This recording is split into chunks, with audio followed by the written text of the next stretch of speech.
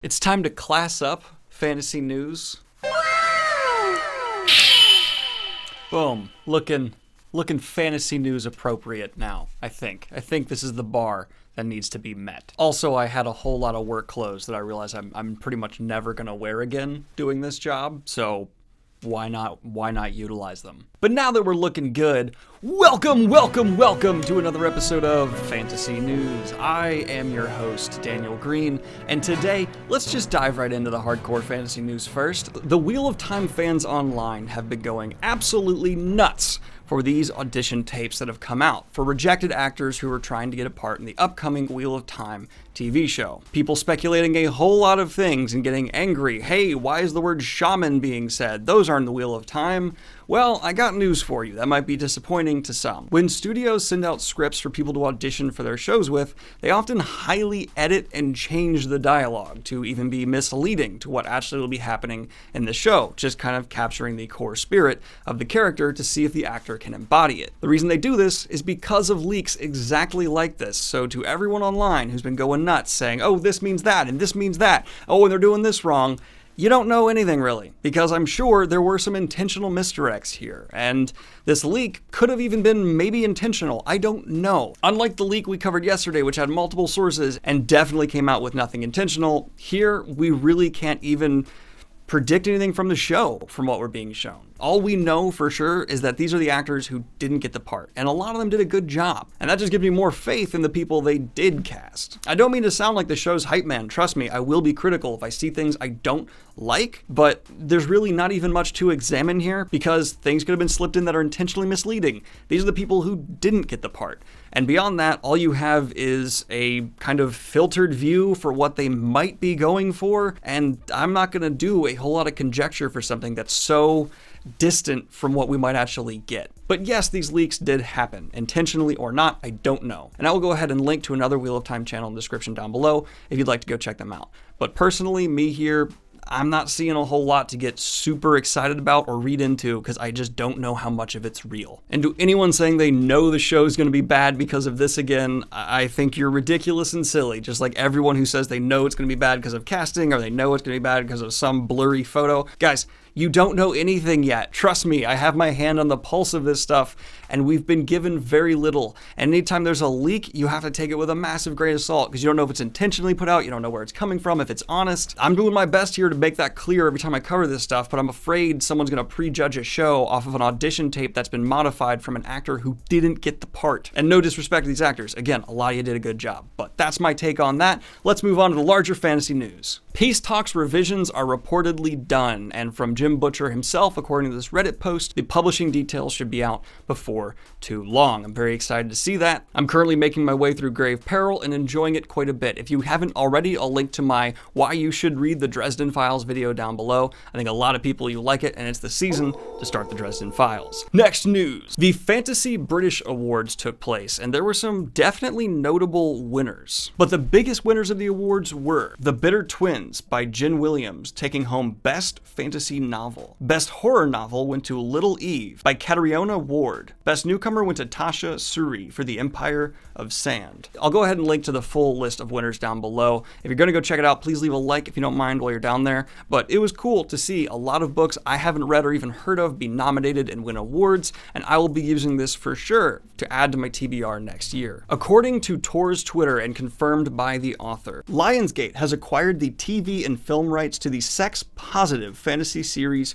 Kushiel's Legacy. Interesting to see that. For those of you who have read it, let me know if I should add this as well to my TBR down below. I added the comic series Bone based off your recommendations when I talked about this previously, and I will be making my way through that soon. But this one I have not even heard of, but if it's going to be adapted, some people have to love it, so let me know if I should check it out. But slowing down here a bit, let's talk about some casting news. Something I don't always talk about here in fantasy news because there's so much of it all the time, and actors do get replaced rather frequently, but we have had it confirmed that Jared Harris from Chernobyl has been cast in the upcoming Foundation adaptation by Isaac Asimov. The reason I want to talk about this is his performance in Chernobyl was absolutely outstanding, and I cannot recommend it enough, and he has the exact kind of vibe as an actor for the people I want to see cast in the Foundation. This is just awesome all around. Really looking forward to this one. Oh, and the Foundation is going to be brought to us by Apple. Let's go ahead and talk about the gigantic elephant in the room. The trailer dropped for the upcoming Star Wars Rise of Skywalker.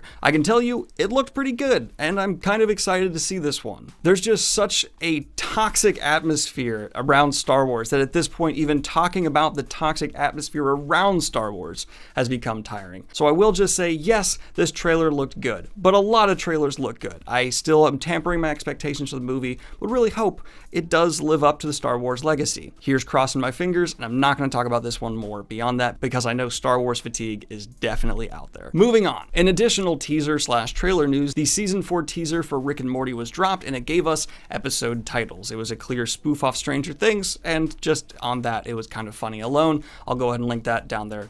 And in the final trailer we're going to talk about today news, Bloodshot, starring Vin Diesel, which apparently is an adaptation of a very popular series, is coming down the road. And I can honestly say, I'm sorry to the fans of this series, but this trailer didn't really do much for me. We're getting a lot of pretty looking sci-fi stuff that just...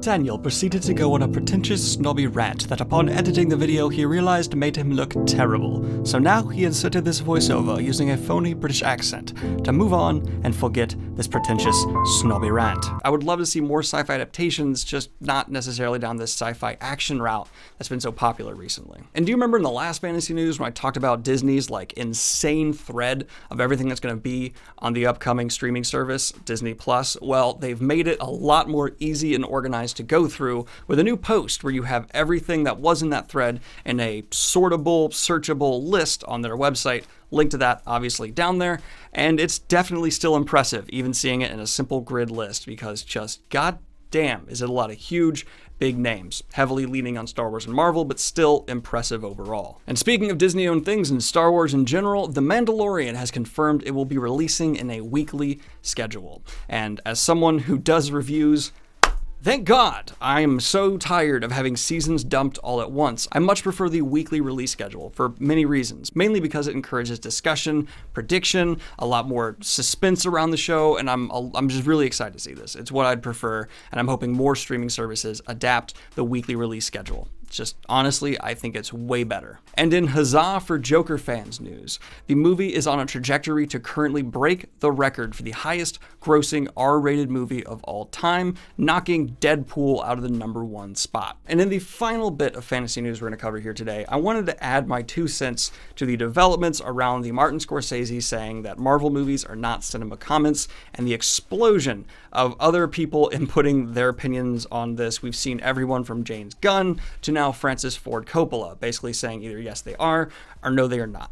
Here is my 2 cents. Genre snobbery has been a thing for a long time. We've seen it impact everything from westerns to science fiction. Hell, sci-fi went through it for a long time. It wasn't until we saw some of the greatest films of all time come out of the genre that sci-fi began to get the respect it deserved. Movies like 2001: Space Odyssey and Alien proved science fiction can consistently make some of the greatest pieces of cinema of all time. And I think eventually we'll see the same thing with superhero movies. That being said, I also don't think Martin Scorsese is completely off base because he specifically said Marvel movies. And no, there hasn't been a Marvel movie that's on the same level as a greatest movie of all time contender. There's been certainly some of the best blockbusters of all time from Marvel, but nothing that feels like a Taxi Driver, nothing that feels like this is a piece of cinema history in that sense. That being said, I wholly disagree with the idea that it can never reach that status, and superhero movies as a whole certainly have come close before. I think Joker certainly raises the bar in some ways. It's highly derivative of other previously established movies, insert Taxi Driver, which I already mentioned, but anyone who's going beyond Martin Scorsese's comments and saying that superhero movies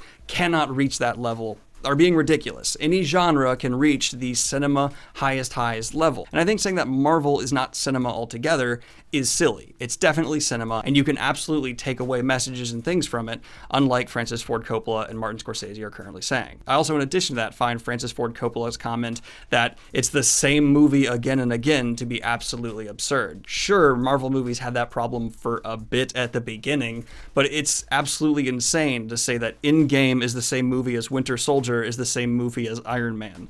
They're highly different, very different messages and themes and character arcs.